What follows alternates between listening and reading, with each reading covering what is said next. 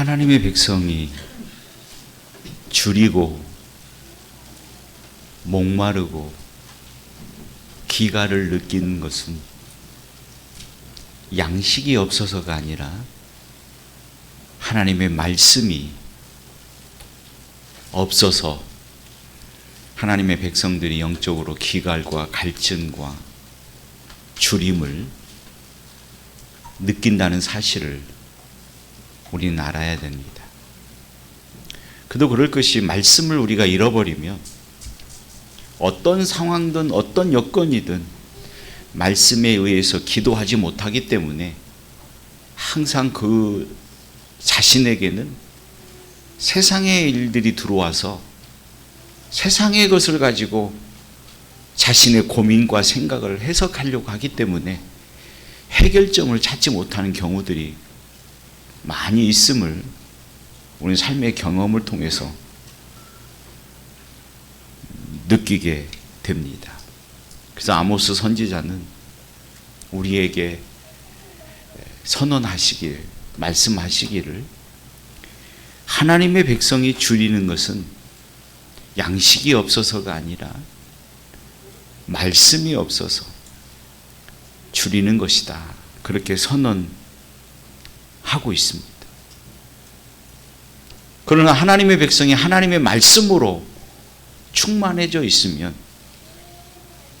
그는 목마르지 아니할 것이고 그는 줄이지 아니할 것이고 또한 기가를 느끼지 아니할 것이기 때문에 하나님의 백성이 윤택한 삶을 살기 위해서는 어떻게 해야 되느냐 할 때는 하나님의 말씀을 늘 공급받아야 된다고 말씀을 하고 있는 거죠.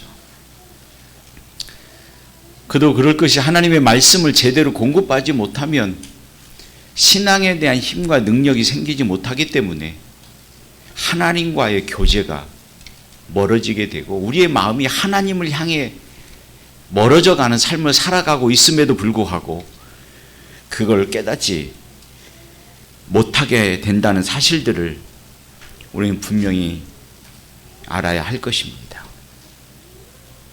그러므로 우리의 영혼이 살고 우리의 삶이 풍성해지며 윤택한 삶을 살기 위해서는 가장 중요한 것이 하나님의 말씀을 늘 가슴에 새기고 그 말씀을 따라 살아가는 일입니다. 왜냐하면 하나님께서 우리에게 은혜를 주실 때 보편적인 방식으로 주신다고 그랬습니다. 저와 여러분들에게는 어떤 특별한 은혜의 방식을 주시는 것이 아닙니다. 요즘에 미국에서 유행되어지는 그런 집회 방식이 있어서 많은 사람들이 동경을 하고 있는데요. 그 집회를 가만히 보면 신비적인 요소들이 많이 가미가 되어 있어서 과거에 우리나라에 유행되어졌던 알파 기도회라든지 G12이라든지 이런 것들이 그 속에 많이 있어서 이 감정적인 모습 속에 많이 사로잡혀 있는 모습들을 우리는 보게 됩니다. 그러나 그것은 결코 오래가지 못하게 된다는 사실을 우리는 알아야 되는 거죠. 그들은 그렇게 열광적으로 기도하지만 기도할 때는 예수님의 이름으로 기도한다고 하는 말을 하지 못합니다. 왜냐하면 정책적으로 그렇게 되어 있기 때문에 우리는 예수 그리스도의 이름으로 기도한다고 기도하지만 그들은 그렇게 하지 못하는 것이 현실임을 우리는 보게 되는 거죠.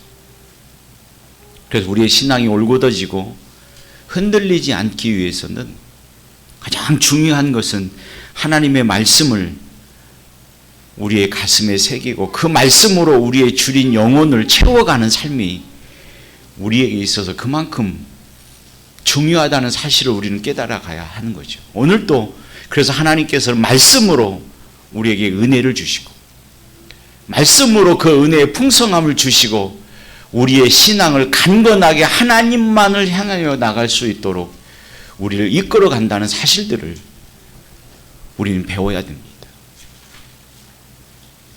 오늘 저와 여러분들에게 주신 하나님의 은혜의 방식은 하나님의 말씀 외에 다른 방식으로 우리에게 은혜를 더해 주지 않는다는 사실을 우리의 마음에 새기고 하나님의 말씀을 듣는 일에 우리는 집중하는 삶을 살아가는 모습이 있어야 되는 거죠. 그래서 하나님의 말씀이 내 안에 은혜가 되고 나로 하여금 내 마음을 하나님에게로 향할 수 있도록 또 그런 삶을 살아가도록 하기 위해서는 우리는 어떻게 해야 되느냐 할 때 하나님 앞에 늘 말씀의 지혜를 구하는 삶이 되어야 된다고 말씀하고 있습니다. 말씀의 지혜를 구하는 삶입니다.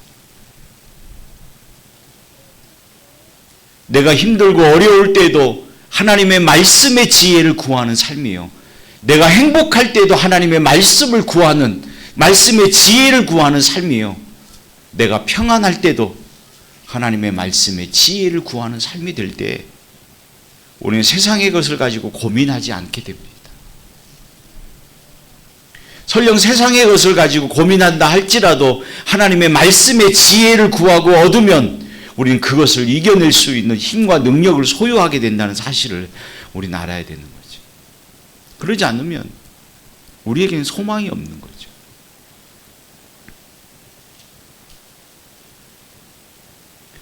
그도 그럴 것이 세상이라고 하는 것이 우리를 하나님에게로 인도하는 것이 아니지 않습니까?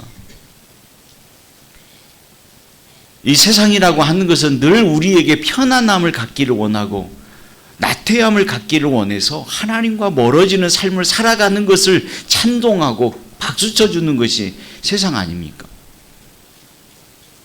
그래서 우리는 조금도 세상에 틈을 주지 않기 위해서는 하나님의 말씀의 은혜가 있기를, 하나님의 말씀으로 지혜를 얻어가기를 소망하기를 기도하며 살아가는 우리의 모습이 되어야 되는 거죠. 그래서 잠언서 기자는 우리에게 교훈해 주기를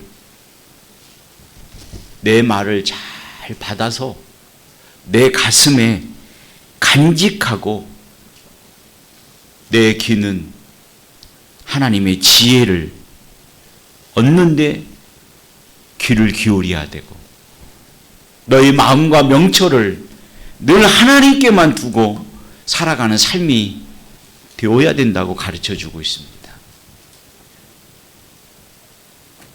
그뿐만 아니라 우리가 원하는 바를 하나님 앞에 간절히 구하듯이 그 원하는 바가 이루어지지 않으면 나는 살 수 없다고 하나님 앞에 구하듯이 하나님의 말씀의 은혜를 구해야 되는 삶을 살아가야 되는 거죠. 그래서 성경은 마치 은을 구하듯 우리가 금을 구하듯 오늘날 명예와 물질을 구하듯 하나님의 말씀의 지혜를 구하는 삶을 살아가야 된다고 하는 사실들을 우리에게 가르쳐주고 있습니다. 그렇게 되면 그는 하나님을 경외하는 것을 깨닫게 되고 하나님이 어떠한 분인가를 알게 되어서 그는 하나님으로부터 하나님의 은혜의 평강을 누리는 삶을 살아가게 된다고 하는 사실들을 가르쳐주고 있는 거죠. 그래서 우리는 늘 하나님의 명철에 우리의 마음을 두고 소리를 높여서 감추인 보배를 찾듯이 구하는 믿음의 삶, 하나님의 은혜를 구하는 삶을 살아가는 믿음의 모습이 되어야 하는 것임을 말씀하고 있는 거죠. 그럴 때 우리에게는 하나님의 은혜의 평강이 지금보다도 많아진다고 말씀하고 있는 거죠. 다시 말씀을 드리면 우리가 하나님의 은혜를 더욱더 풍성하게 가짐에 있어서는 하나님의 말씀 외에는 다른 기능이 없다는 것입니다.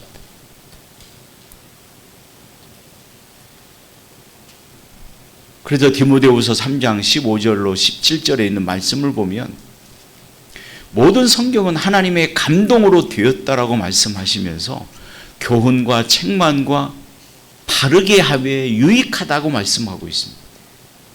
하나님의 말씀 외에는 우리를 하나님의 사람으로 온전하게 할 만한 교훈과 책망을 줄 만한 것들이 아무것도 없다는 거예요.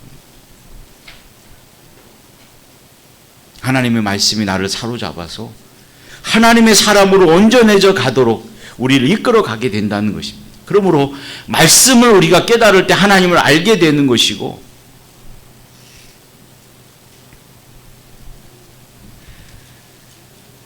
은을 구하듯 하나님께 지혜를 구하며 나가는 삶을 살아갈 때 그는 결국 비로소 하나님을 경외하게 되고 하나님을 가까이 하게 되고 하나님을 알게 된다고 하는 사실들을 말씀하면서, 하나님을 알아가면 알아갈수록 우리의 마음은 은혜와 평강이 더해지는 것이다라고 말씀하고 있는 것입니다. 이것 역순으로 생각한다면 이런 말씀입니다. 하나님의 말씀에 귀 기울이지 아니하고 하나님의 말씀에 내 마음을 두지 않고 지혜를 얻는 일에 마음을 다하지 않으면 그는 하나님의 은혜의 평강을 더해 갈 수가 없다는 것을 말씀하고 있는 거예요. 그렇지 않습니까? 여러분들이 어느 때 하나님의 은혜를 많이 느낍니까? 어느 때 하나님의 은혜가, 하나님의 평강이 내 안에 풍성해짐을 느낄 수 있습니까? 그건 다른 내용이 아니라 하나님의 말씀을 받고 그 말씀에 아멘 할 때 우리의 마음속에 평강과 기쁨이 많아짐을 우리는 느끼게 되는 것이고, 하나님을 향한 간절한 믿음의 소망을 갖게 되는 것 아니겠습니까? 하나님의 말씀이 멀어지면 멀어질수록 우리는 하나님에 대한 은혜의 소망을 갖지 못하게 되는 것입니다.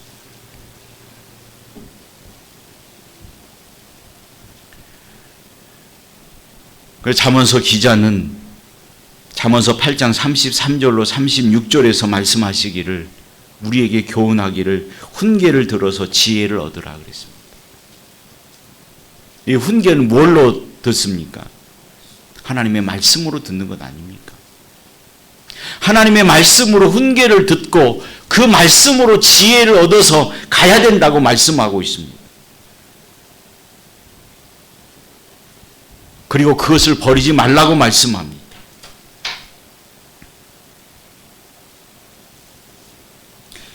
그뿐만 아니라 누구든지 내게 들으며 날마다 내 문 곁에 서서 기다리며 문설주 옆에서 기다리는 자는 복이 있나니 대저 나를 얻는 자는 생명을 얻고 여호와께 은총을 얻을 것임이라 말씀합니다.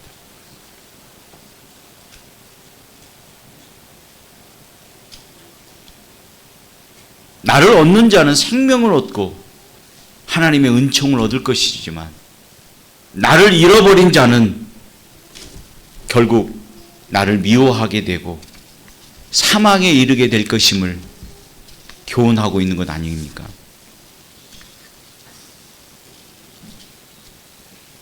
그러니까 우리는 늘 하나님의 말씀으로 훈계를 얻기 위해서, 지혜를 얻기 위해서 문설주 옆에서 늘 기다려야 된다는 거죠.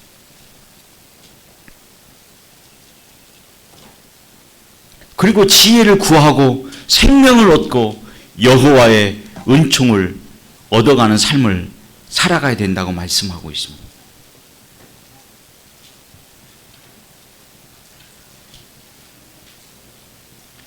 하나님의 말씀으로 구원을 얻는 지혜를 얻지 못하면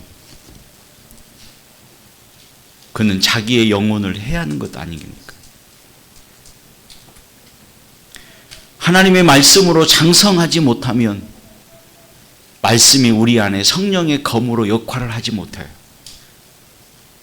방어하거나 공격하거나 할 수 없는 것임을 우리는 분명히 알아가야 되는 거죠.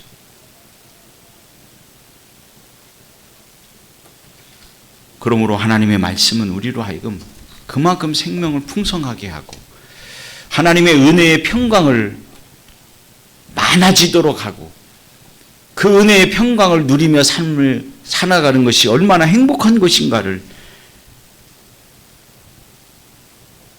알게 되는 것임을 우리는 알아야 되는 거죠. 또한 예레미야 17장 5절로 7절에 있는 말씀을 보면 이렇게 말씀합니다. 나 여호와가 이같이 말하노라. 무릇 사람을 믿으며 육신으로 그 힘을 삼고 마음이 여호와께서 떠난 그 사람은 저주를 받을 것이라. 그는 사막의 떨기나무 같아서 좋은 일에 오는 것을 보지 못하고 광야 건조한 곳 건건한 땅 사람이 거하지 않는 땅을 거하리라. 그러나 무릇 여호와를 의지하며 여호와를 의뢰하는 그 사람은 복을 받을 것이라. 그는 물가에 심은 나무가 그 뿌리를 강변에 뻗치고 더위가 올지라도 두려워 아니하며 그 앞 잎이 청정하며 가무는 헤어도 걱정이 없고 결실이 그치지 아니함 같다라고 말씀합니다. 다시 말씀은 이것과 같은 거예요. 건조한 땅에 심겨진 나무와 시냇가에 심은 나무와의 차이점을 말하고 있는 것입니다. 건조한 땅에 심은 나무는 시절을 쫓아 과실을 맺지 못하는 것이지만 시냇가에 심은 나무는 시절을 쫓아 과실을 맺게 된다고 말씀하고 있습니다. 결국 하나님의 말씀으로 자신을 무장하고 하나님을 찾지 못하는 자는 건조한 땅에 심은 나무와 같아서 결실을 할 수가 없다는 것을 말씀하고 있는 거죠.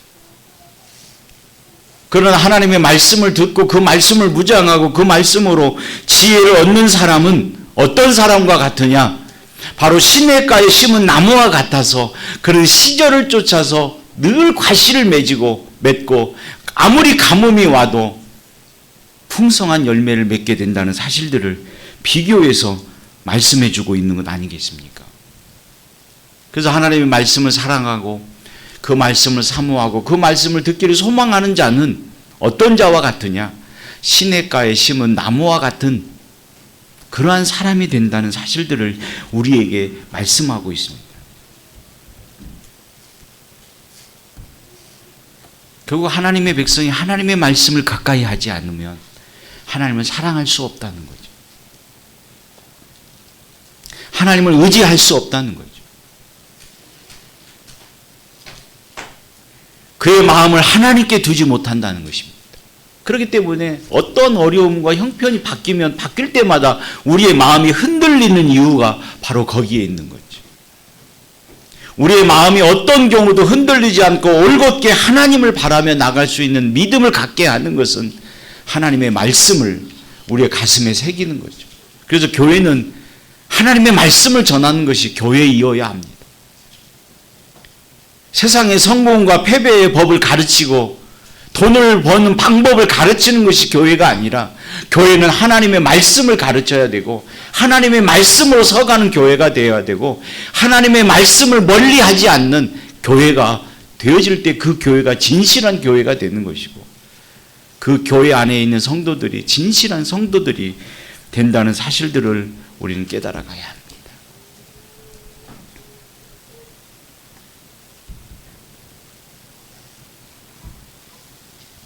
그래서 주님께서 말씀하실 때 예수님을 사랑하는 자가 누구냐? 너희가 하나님을 사랑하고 있다는 것을 무엇으로 증명할 수 있느냐? 할 때는 하나님의 말씀을 지키는 일에 있다고 말씀하고 있는 거죠. 우리가 하나님에 대한 소원을 갖고 있느냐 없느냐를 무엇으로 분별할 수 있느냐를 할 때는 하나님의 말씀을 지키고 있느냐 없느냐 그 말씀을 하나님의 말씀을 가슴에 새기고 있느냐 없느냐에 따라서 그가 하나님을 사랑하느냐 사랑하지 않느냐 하는 것들이 구분되어진다고 하는 사실들을 주님은 말씀하고 있는 것 아닙니까? 결국 하나님의 말씀을 지키지 않는 자는 주님을 사랑하는 자가 되지 못한다 말씀하고 있는 거죠.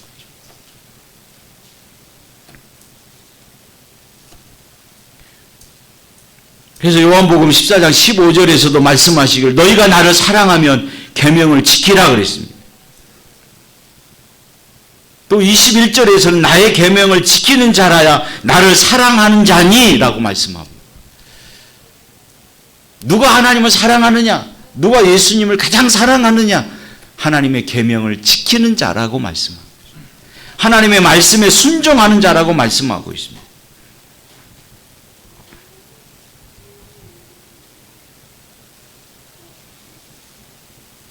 그러면서 이어서 말씀하시기를 나를 사랑하는 자는 내 아버지께 사랑을 받을 것이요 나도 그를 사랑하여 그에게 나를 나타내리라 말씀합니다.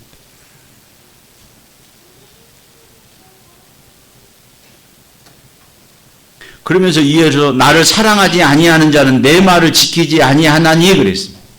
그러니까 하나님을 사랑하지 않으면 하나님의 말씀을 듣는 일에 마음을 다하지 못한다는 거죠. 하나님을 사랑하지 않으면 하나님의 말씀을 듣는 일에 내 마음을 온전히 쏟지 못한다는 것입니다.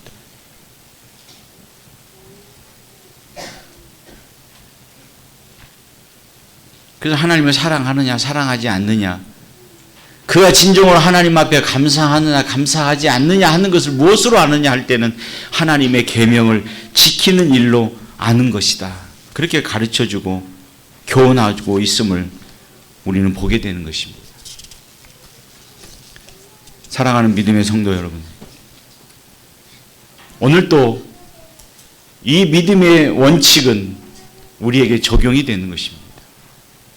우리 영혼이 살아 움직이는 것은 하나님의 말씀이 내 안에 스며들 때 우리의 영혼이 살아 움직이게 된다는 사실을 우리는 알아야 되는 것이고, 그래서 우리의 영혼이 살아 움직이기 위해서는 하나님 말씀을 듣는 시간에 우리는 졸음을 쫓아야 됩니다. 그냥 그 졸음에 내 인생을 맡겨버리면 우리는 하나님의 말씀을 듣지 못하기 때문에 하나님을 사랑할 수가 없고 하나님 앞에 진정으로 감사할 수 없음을 우리는 알아야 됩니다.